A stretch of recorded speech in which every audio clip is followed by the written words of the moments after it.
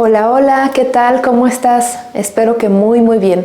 Bienvenido a una lección más de los sonidos del abecedario.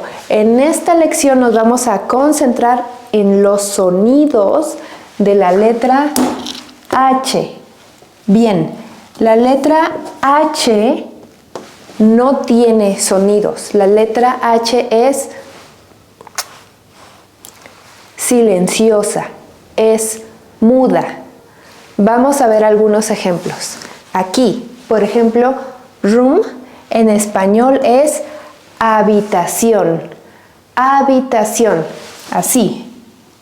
Habitación, habitación, ¿vale? Beautiful, hermosa, hermosa. Son, hijo, not hijo, hijo, ¿vale? Hello, hola, hola. Y footprint o trace, huella, huella, ¿vale?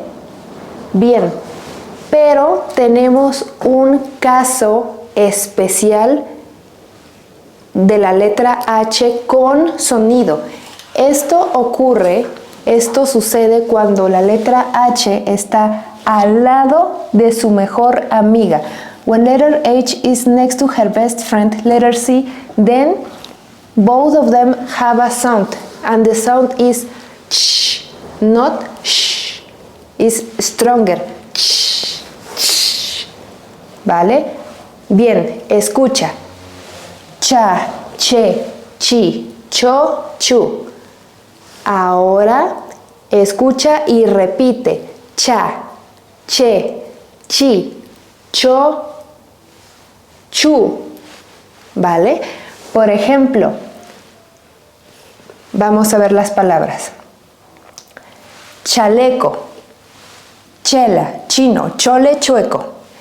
Chaleco, esto es un chaleco. Aquí hay un chaleco, ¿vale?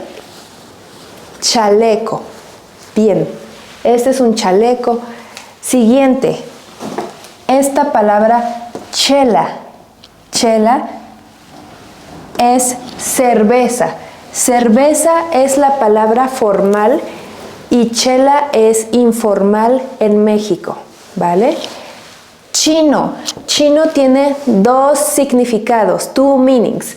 Uno de ellos, one of them is Chinese. Chino. Pero también es curly. Por ejemplo, cabello chino. Cabello chino. Bien. Chole. Chole significa como es esto, chole.